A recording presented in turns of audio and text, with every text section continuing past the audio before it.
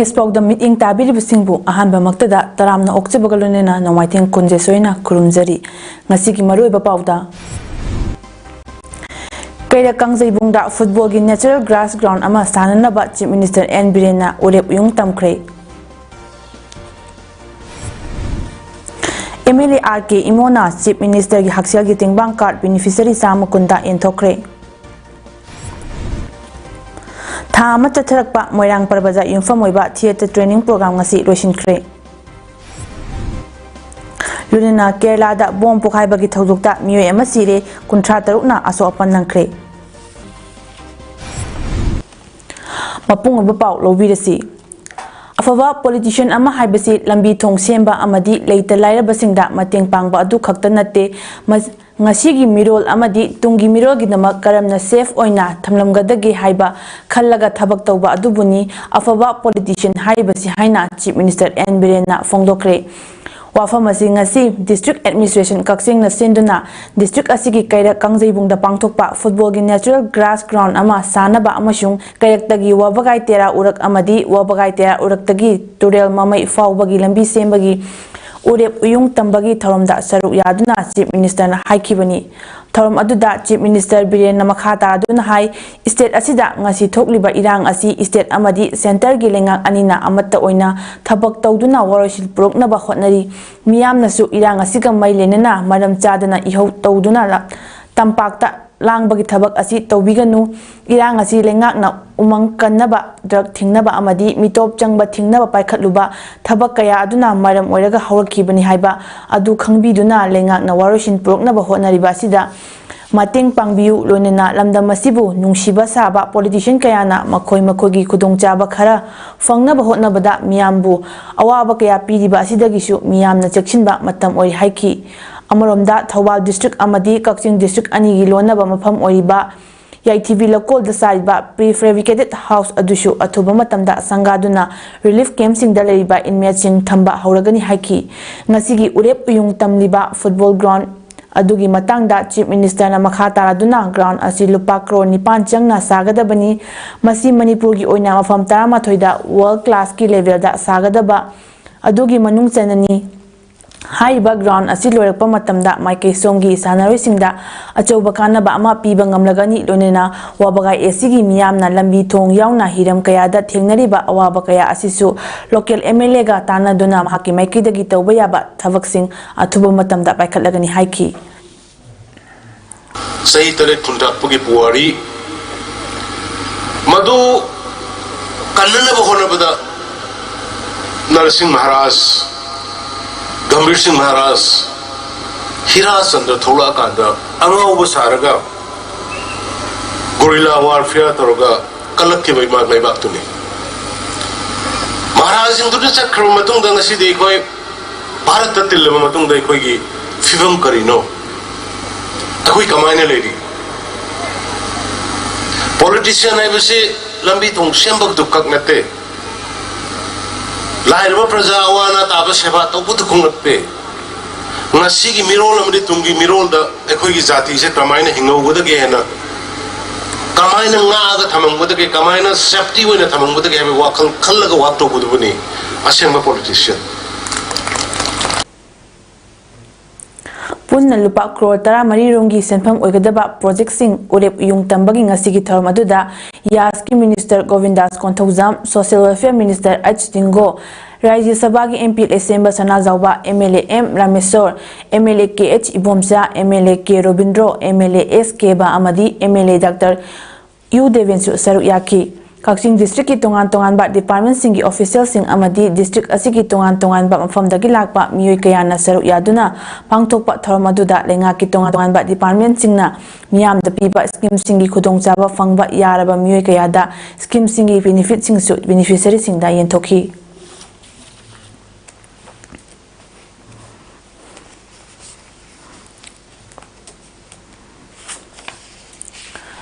Amaromda Manipur gi CM N Birena Kakching lamkhai fauduna kairaki Kangzaibungda tongan ba project sing urep iyung tambagi tharom ama yawba lakpada langsai thaunana sinduna yamlaba Kakching amadi moridagi lanjena duna saidang duna leriba miyamna Pina Kumjinduna silent protest tawkre Protest asi Delhi na Manipur gi maitai praja singbu ngayok safuda thambagum khongkhut mitna pullap punchinduna thamdiba thawong asi yaningdaba fongdokpa oina protesters singna maimit fine yechinduna khumjinbagi saktam CM da utuna khongjang changsinkibani haina langsai thongna maikaidagi fongdorakli makata na fongdorakpada praja singi ihul amadi wakhalon khangbidraba BJP gi center amadi state government bu ninda tawi ngasi tha manga helaba kuki refugee gi mathong hoktraba lalongna wahalaba moridagi lanchelakpa praja lising mari ka chahumuk henbana tongan ba relief camp singda saidangduna leiba sing asi masa gi mayumda handuna tangdu leitana layunaba sarkar na miyeng changchinba amata ukidri asida sunatana ngasi phawba kuki singna landarakhiba Manipur gi mafam kaya gi praja singna awaba tariba fibam asibu CM na chatuna yengsinkhiba thengnadri hainasu langsai thawnagi maikaidagi fongdorakli Manipur lenga ki Public Works Department gi makhada Kakching Assembly Constitution da Manipur da ihan hanba oina favor block technology sijinaduna lambi thariba sing ngasi Manipur lenga ki Works Minister Govindas Konthaujam MP Leisemba Sanajawba amadi Kakching AC MLA Mayang Lambam Ramesor yauna hakthengna laktuna yengsinkre Manipur gi mafam ataida amuk fawwa sijinadriba favor block Sijinaduna lambi thaba yengsinbagi khongchut aduda minister na Kakching AC gi MLA Mayang Nambam Ramesorna Kakching AC da ahanba oina paikhatiba paper block technology sijinaduna lambi thabagi thabak paikhatiba asibu thagatpa phongdok lambaga loinana thabak asi makhata na mai pakna chathanaba ofam chingchu PAODAM phongdok lamki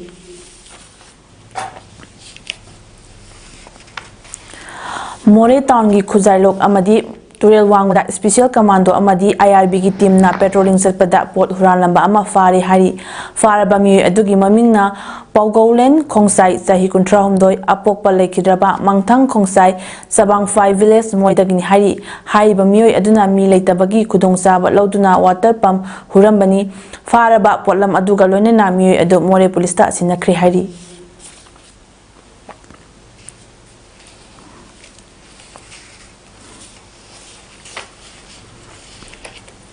Infal East ki mafam kayada kuki terrorist singna nongmai kapsilakre leidiba Central Security Force singna khut hankhidabada miyam penadre makhoi lauthokpiro haina demand tawrakli numit mari mangani gi mamangda kuki terrorist singna tambaki mafam chingyaga tainaba mafam singda kuki terrorist singna landarak khrabagi matungda ngarang numidang pung 10 khai helakpa matamda sabung kho khunau hengang popi santi khongbanda kuki terrorist singna nongmai kapsilakibani hari nongmai kapsilakhiba aduda mafam aduda leiba Central Security Forces singna handuna kapagi mahuta tumina leishinba asina mafam asongi praja singda mipaiba poknari makhoi lei haibagi thajaba mangli haiba haina pendaba fongdorakli thaudo asigi matangda sabungko khunogi meya paibi secretary laisap me mana pawmi singa unabada hai kuki militant singna tatana nongmai kapsilakliba mafam asida leiriba Center Security Personnel sing asina yengduna legadaba oirabadi Central Security Personnel sing chatpikro aikoi upai ama thiduna khulngakjarage kuki militant sing nongmai kapsilaklagana tumina leiba aduga lekai miyoi singna license ganna khut haluragana fage haiba asi yamna pende mafam asida thokliba thodok sing asi yengsinaba lengakta kayak hanna haijakiba leirabasu oyakliba fiba masida aikoi karamna hingani lawrok pantha yorok pasidana karamna lokani chingkhong chingyada leiriba aikoi mahausagi punsida hanjinba ngamnaba lengakna chapchaba action lokhatpiu madu ngamloi hairagana mafam asidagi center force pumnamak lokthokpikro aikoi angamba hatoknaragi haina pendaba fongdoraki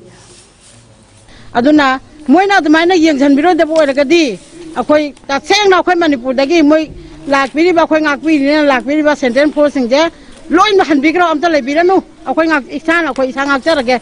ko dugana akoi gi leika de leiriba license gan paiba angangina amuk ka thoragana akoi gi angang buna phabige ponbige haba akoi kamai hingu habano Nakal amuromda ngarang Bishnupur district ki manung chana leiba thanapopi dasu kuki terrorist singna nongmai kapsilaki Bavina Specialty Hospital da leiriba American Oncology Institute na All Manipur Working Journalists Union ga khusamnaraga breast cancer awareness amadi free screening camp ama hayeng ayuk pung 10 da Bavina Diagnostics diagnostics Porompata Pangthuklagani Nupi journalist Singidama Pangthukadoriba breast cancer awareness and free screening camp asida amjugi nupi members sing nupi journalist singi loinabi sing amadi macha nupi singna saru yabinaba amjugi secretary information and public relation na thorakpa chair amana khangalakpaga lonena saru yaba lakpa matamda identity card poroknabasu khangalakli All Manipur Matam Isay Kanglup Amik Manipur na sinduna pukning wakal tarasi haiba interaction program ama ngasidagi Thobal district Khangabu amadi Wangjingda hangdukliba relief camp ta pangthokre Rice Research Station Khangabu amadi Wangjing Kotompopi Sports Complex anida hangdukliba relief camp Anida Amikna Chahi Nifutaruk Surakpagal Iroinena Pangthokpa Interaction Program Aduda Amik President KH Thoiba Social Scientist Dr. Danabri Laisram Amik Thobal District Committee gi Ojo Tinsu Saruk Yaki Thoram Aduda Amik General Secretary M Dananjoin Hai May Homdagi Hauriba Lana Sina Hek Haurakpa Matamdagi Artisting Asisu Mana Ngamzaba Mawongda Mating Pangduna Lakli Lonena Haujiksu Mayu Maikai Mai Thadok Pikraba in Mechingna Tingnariba Waba kaya asibu ururaga makogi punging wakal asi kharada oirabasu nungai hanba ngamnaba asigumba program asi pangthokpani irang aji hek tholakpa numitagi amiki thomising na ngamjaba thodang loduna lakni makha tanasu lokhigani asigumba thoromasisu lamda masida hangdokliba relief camp khudingmakta leptuna chathakigani haiki ngasigi thorom adugi manungchana amiki artist singa inmate singa wari watai sanabagi mathakta inmate singi apamba isai singsu artist singna saktuna tahanki amadi inmate chingna relief camp da sajaba polam kaya su amiki thomi singna laiki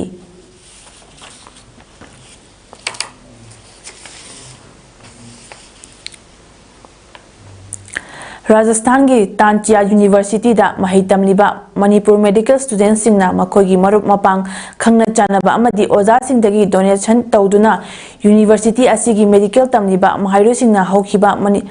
Haujik Manipur Tholiba Kangluki Irang Asina Mayum Makai Thadokuna Singda Kadangban Part 1 Amadi Kanto Sabal Primary School da Hangliba Relief Camp Singda Changjafom Loduna Laiba Inmate Singda Chana Thaknaba Potlam Sing Sanitary Pad Yauna Ate Potlam Sing Mating Pangkre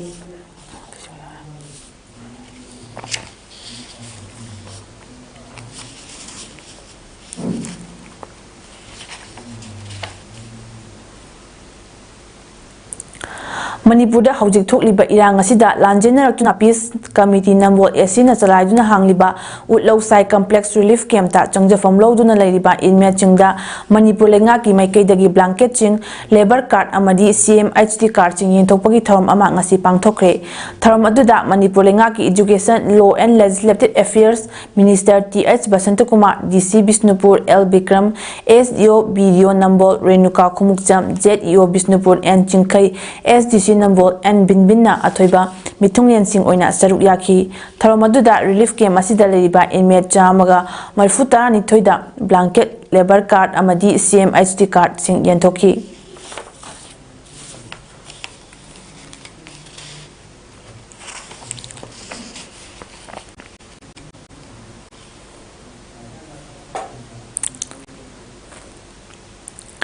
All Manipur United Clubs Organization Amukogi meeting Makada Kakching District United Clubs Organization Kaduko Wango Amadi Napat Surrounding Clubs Organization Wanshuko Amashung Yaima Eye Hospital Khagempali Panka Huidrom Lekaiga Khosem Naduna Kakching District Tangjeng Mangjinda Free Eye Camp Ama Ngasi Pangthokre Ayupung Mapantaba Matamdagi Hauduna Pangthokre Tangjeng Mangjinda Hangliba Relief Camp Asida Leriba Miyoi Singbu Free Eye Camp Asigi Khudongchaba Panghanabagi Pandamda Mit Laying Bagi Thoram Asi Pangthokjabani Camp Asida Leriba Nupa Nupi Angang Yauna Punna Miyoi Chamga Tara Layengki Mathau Taba Anok Nifu Lemna Yentoki Kaduko Amadi Wanchuko gi Thomising Kathokpaga Lonena Awaba Taraba Miyamgi Mateng Pangduna Lakli Relief Camp Asida Leriba Miyamgi Mateng Angamba Thakta Makhatana Mateng Pangkigani Yaima Eye Hospital gi Doctor Amashung Staff Singna Henna Thawai Yauna Awa Ana Thiduna Layeng Biki Ngasigi Mit Layeng Bagi Thorom Asiga Iroinena Relief Camp Asida Leriba Miyam Asigi Mating Oinaba Amuko Amadi Kwakatel Akham Lekai Amadi Kwakatel Lesram Lekai gi Nupi Sing Loinena Ningo Sinaiko Nishiko Kwakatil Akam Lekagi Tomi Singnan Ningtam Tagidamak Matau Taba Blanket Nupi Singi Siena Inaba Firol Amadi Nupa Singi Jin Kongrang Nachingba Polam Singsu Mating Pangki Ngasigi Free I came Asida Amukogi President Nando Luwang Vice President MM Thambo, Office Assistant Secretary W Menau Maibam Thabi, Kadukogi President TH Chauba, Secretary General T Lucky, Yukobit ki Secretary L Premjit Nachingbana Saru Yaki.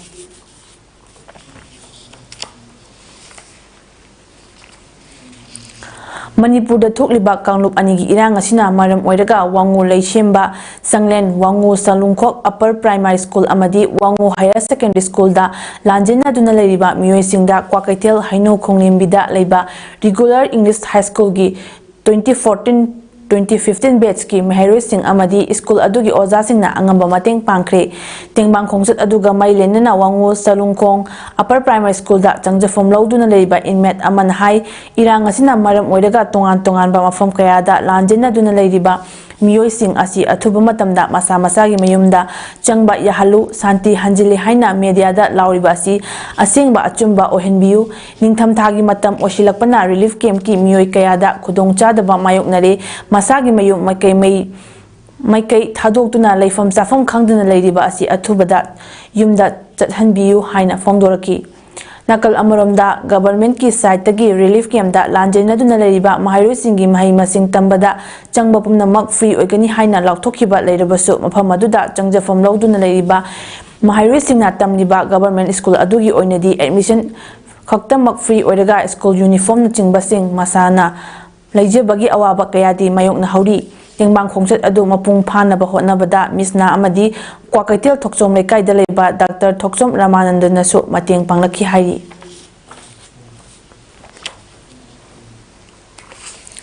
Sagolban Constituency Progressive Committee ACPC na sinduna chathakiba Go to Lekai program gi manung channa khangalaba beneficiary sama kunda Manipur lengang ne issue tauba Chief Minister gi haksel gi tengbang CMHT card sing yenthokre ngasi gi CMHT card yenthokpa gi tharom aduda Sagolban AC gi MLA RK Imo Imphal Municipal Corporation gi corporator sing RK Jiten amadi Salam Tiken galoinena social worker sing Sivananda Sharma amadi Sumitra Takelamam so saru yaki ngasi gi tharom aduda yenthokiba CMHT card sing do ward number 7 8 10 amadi 24 gini Tharonga mailena MLA RK Imona wafam kaya so fongdoki the club sing community hall sing mafam kudimaktagi proposal lakhiba mayam do madusu khoi loina mapai khatlaga ken sigi oba development gidi hanadagi su khoi wat na honari ujiksu makhatana masi mafam kudimakta akhoi loina mak irang sigi matungina matam sigi chanaga thabok tharam development sing se khoi loina mapai khalakani haibna ismail tham Lions Club of Ningthokong Sinduna Dare to Dream haiba teamda peace poster contest ama Ningthokong kha khunung makha mandopta ngasi pangthokre peace poster contest aduda Sunusify dagi Bisnupur fawda leiriba school tara tagi class 6 dagi class 8 fawda tamliba Mahairoi chamaga humna saru yaki bagalonena makuk mathang taraba singda case prize amadi certificate pituna ikai khumnaba utki Peace Poster Contest aduda Lions Club of Ningthokong 322D ki BP1 Ndeba Past President KH Ramananda amadi member sing kaya saruk yaki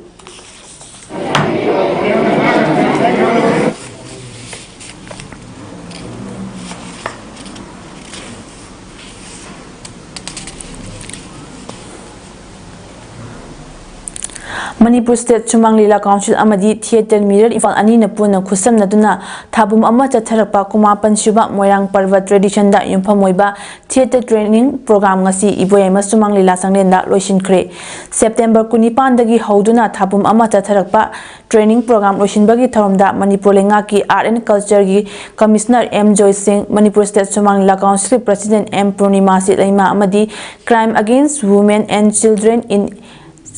gi SP PH Maheshwarina mathangsina athoiba mitunglen tharomapu amadi akhanaba mitunglen oina saru yaki Art and Culture gi Commissioner M Joy Singh hai ariba matam gi art form sing asi hagolakliba Mahairoi singda khanghalamdaba taragadi aikhogi tungi lakadaba mirolna Manipuri khunai gi chatnalon khangdaba yai lairikta yauba wari liduna tahanbadagidi mitta uhanduna yenghanbiba amadi khanganbana art form sing asi kanbada achauba thaudang logani nationalism gi wakhalonda yumpham oiduna dramatize tauba oiba mawongda narrative art form sing hawalagliba mirolda khangalasi haiki morning stay of Bangami, I see going to say somewhere that way, Serena, and a popular by the Moro is on the way. I think I am the inject of we have the road from Mahmoud is seriously down. Mahmoud's partners, maximum. Pangthukliba training asigi director Saugrakpam Hemantan hai sumanglila haibasi samaj gi mingsilni masina society gi masik manga uthoktuna ahongba kaya purakpada mamai chumli haiba training program asida tangkhul jatina ahanba oina saru yaduna lila sanaki losinbagi thoromgi saru ama oina training singna lila macha kaya su kanglup khaidotna utkhi lonena training yaukiba training sing amadi oja singda certificate sing yentoki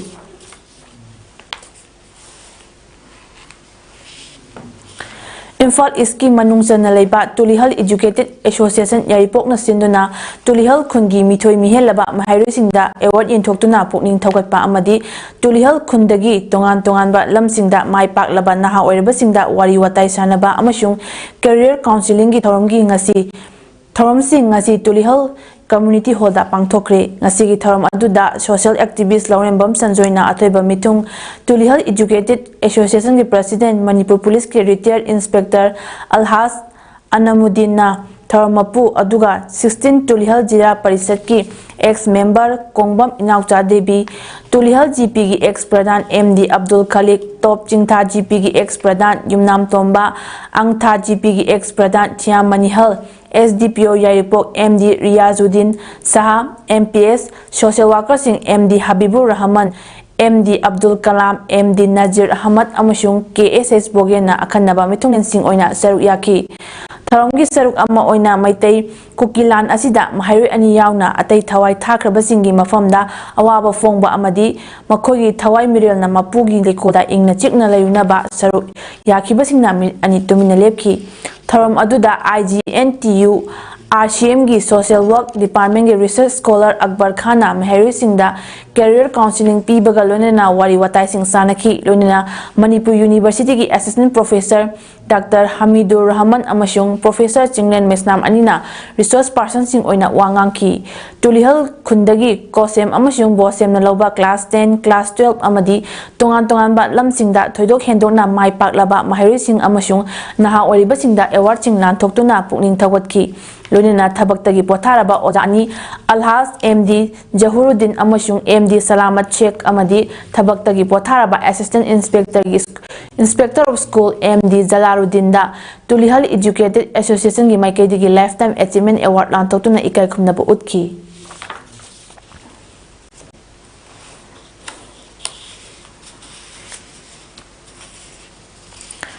Hiang thang mayai lekai dagi abung sanasamna iba angaubi oiramdri haina mingthonba wari masagi laik ama fongbogi thoram hiang thang mayai lekai da ngasi pangthokre thoromaduda kumbi SC gi MLA sanasam Premchandra kadagi retired additional chief engineer hiang thang GP gi member SH Silasan hiang thang GP gi pradhan Golmei Roy Kabui social activist Y Kiran drama theater gi director lonena AR Infal gi theater artist L Brajamohan hiang thang layembi Seba Committee gi Secretary SS Navakumarna athoiba mitunglen sing oina saruk yaki haiba laik asi Manipur University of Culture gi Assistant Professor Dr. Makhon Mani Mongsabana laik adu nainaki laik asi gi aiba abung sanasamna fongdokibada naha oiringai mathawna yadabana iba ngamkhide adubu BP stroke tawduna masa lengba chatpa mapung phana ngamdraba matamda wakhal gi lakpa Ithil Singh asi uthokhtuna isai seireng wari macha kaya iba ngamlaki aduna haurakliba nahasingna masagi apamba sing fongdoktuna ibihau ai hinglingaida angamba kharadi tungi mirogi thambiramsi haiki MLA Premchandra na fongdokibada Mioiba khudingmak nongmadi taibangpal thadokadaba ngaktani aduna hinglingaida nungsinaba haiba asidagi henna faba leite nungsinaba yaudregadi malem sisu santi leiroi thokliba irang asichu aikoi masel nungsinana mateng pangaduna warosin puroknaba hotnaminasi amana tawba chumilali yenabagi mahutta mateng pangnasi haiki चाउर British समाज का मायोंगनबदा पिख्रबा मणिपुर की खरखना खुजो खरखना लेंगाक नबुदमाइना अकोई पुन्ना नसनी मसिंगसु यामे लेंगाक ngam warol sinase koi mi ngi kai ngen yam putokkana koi masen kadai no soiri se ni sinaraga asumba langlang din soidina tolakani langlang ji putokna bana bala lebak musiba kangbuga lebak musine saba kangbuga ni lam thengari se adui tardi ani di barta arab ma soidina tolani hai ko pamje thamdaraga na pun kai kin Chahi asigi mi homdagi hauduna ngasi phawba tha taruk phajilaklaba Manipur gi irang asina maram oiraga lamdam asida leiriba suranomlaga nomagi chara tanjariba miyoi kaya kham thengna wanaraba matam asida irang asida marilenena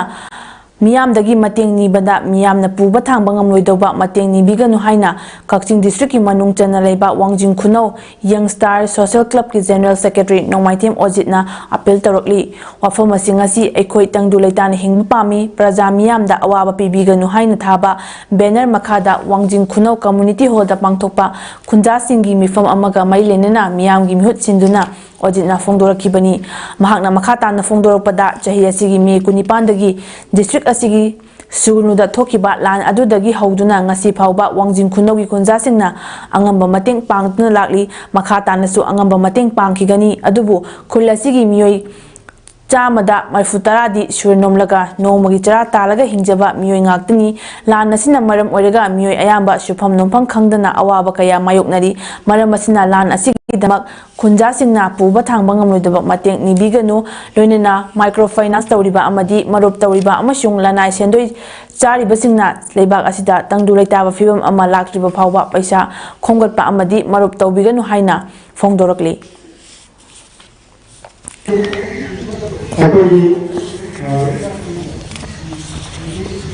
civil society amadi aikoi kangup ki oiba iselingau amatana aikoi puba thangba ngamoidoba aikoi selgi mateng niba dusu tawbiganu haiduna aikoi press media ki kuthanda apil asi tawjari Handak chahigi oina ningo jakoba amadi makhal amadagi kumhai harna chingba amata tawbidanaba Universal Mother Organization gi President Moyangthem Sarojini na fongdorakli ngasi Nongpok Sanjembam Khunau Community Hall da Nongpok Sanjembam gi lekai marina senduna pangthokiba miyang nifam amada mahakna makha taraduna haujik tawriba lan asi loiba natri miyamna mikup na homsingna langtheng minasi kotu na kuki gi asi bahaksang launaba thaurang tawriba asi kuki singna harkraba aikoi meite gi haksang sing adu aikoida Shinaraba matungda lauba yagani iramdam asigidamak thorakliba isasingna punchinduna political gi oiba wari sanaduna ingtapa puraknaba hotnaba mathau tare haujik lokpa matam oirakle chingkhong jingyada leiriba lawsing asi loknabagi damak state force matik chana ngakhanduna ningthina lokhanaba sinbiu tampaktagi khulai lokhatliba asumna chingdasu lokhatuna thak manaba lamdam ama ohensi haiki ngasigi mifam aduda saruk yakibi meya paibi amana fongdorakibada haujik tha manga helaklaba lan asina maram oduna lamda masomda leiriba khulsing asi wabana khamthengle lan horapa matamda mantri MLA sing lakna awat apa kudingmak pigani hairamki adubu haujik phawba karimata pirakpadi layadna lakpasu lakidri haina pendaba fongdorakli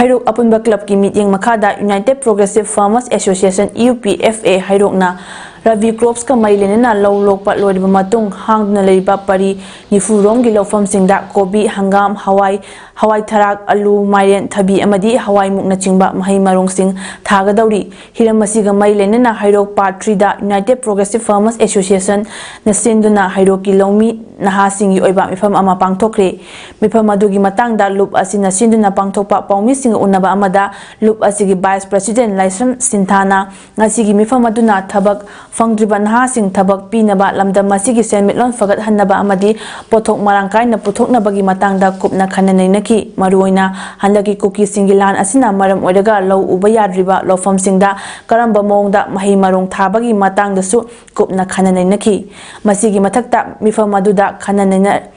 Nainariba wafam adu thabak oina onthokpa ngamnaba lengaki agriculture horticulture yauna atei department singdagi fangba yaba mateng sing phanganba hainasu khanaki lonena UPFA Hairoki thongmi singnasu areiba thongna puthok tuna maiki asomdagi pothok henna puthoknaba paikhatkadoriba thabak tharamsing asi mai paknaba hotnabada achoba thodang loba haina warep lauki haiki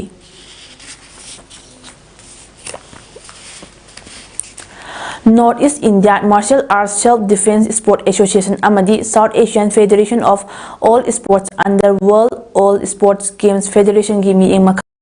Chatliba Sahigi Haukiba August Thada Pangthokani Haina Toramba 3rd Asian Martial Arts Games Lebaki Irangda Maram Oiraga Yekthokna Lakibadu Mathang Chahi Lisingani Kunmarigi Mars Thagi Tara Taruktagi Taranipan Phauba Kumalampak Indoor Stadium da Pangthoklagani Haina South Asian All of Sport ki General Secretary na Thorakpa Cheryl Amada Fongdoragli Cheryl Asida Palibadi Manipur gi Hauji Oriba Tangdulai Tadaba Awa Ana Kaya Miyamna Thengnariba Amadi Thokliba Wathok Lanthok Kaya Asida Thawaina Ponthapi Kaya gi mafamda association gi maikidagi su awaba saru yaduna lakli amadi makhogi mafamda ikai khumnaba ulli asigumba lebak irang asina ahanba oina manipurda pangthokadaba 3rd Asian Martial Arts Games asi yaithokna lakhibani haina Cheryl asina fongdorokli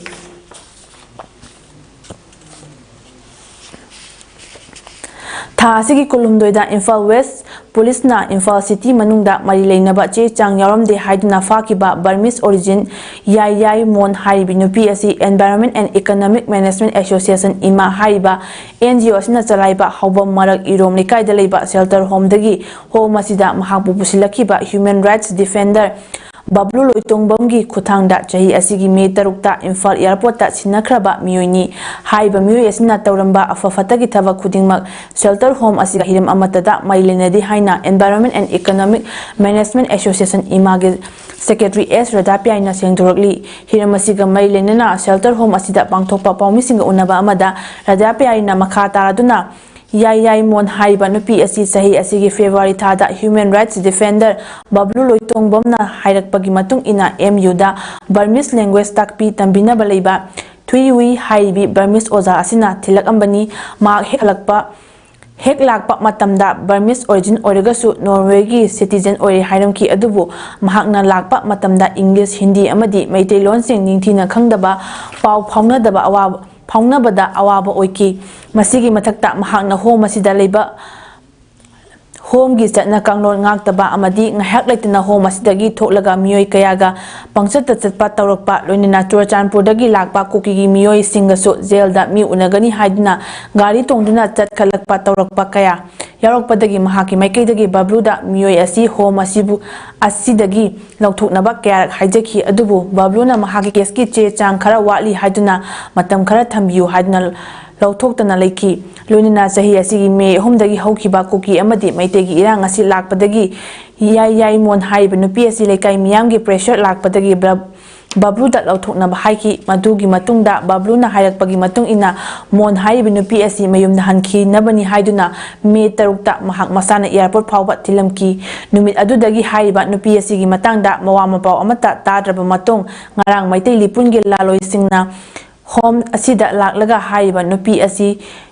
Imphal Bazar manungda leirambadagi police na phari amadi handaki irang asigi plan tawbada nupi asisu yamna chawna chenei haina hairamba asi angakpa fawi karigumba nupi asina asigumba plan tawba asida cheneramba tarabasu home asigadi mari amata leinade nupi asigi asengba mari makhong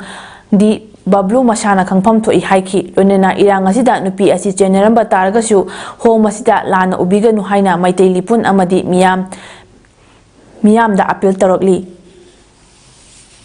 irang thoi bathong si silam gani haibase mangbu mangge adina yam shopping hoy aduga praja miyam da amadi maitei lipun laaga police na phare haibase khangakpadagi smain habi base si aina kain maitei lipun da su thagat chari aduga sengtok chari akoi gadi kain tamari laina te home siga akoi home sidi ara konoina thamde yadabani na loina thammiko adu ni ti kana noi su khanja aduna baza mayam da ina hajelis khoi mari ka intalan je Kerala gi Kalamasari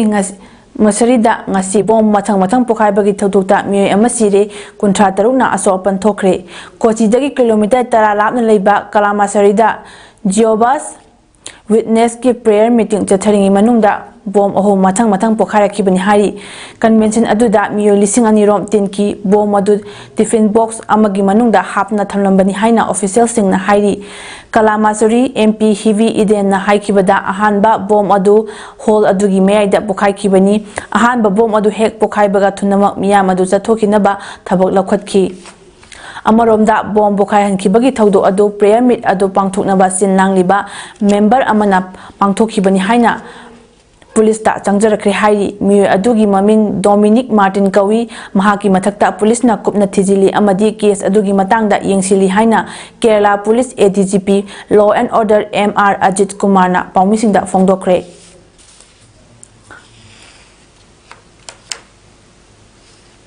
Amoromda Kerala gi Kalamaseri da Jehovah's Witness ki prayer meeting chatharingai da bom ahum mathang pokhai khraba matung National Capital Delhi amasung Mumbai da security ki checking tharang lokotpa haukre Delhi police na haiki bada Delhi gi ka hena mi tinwa afam da security na ngak sembagi thaba kankhat hankre Mumbai police nasu kumhai gi season amadi cricket match kaya sanagadaba leibana security gi checking tharang hena kankhat hankre hairi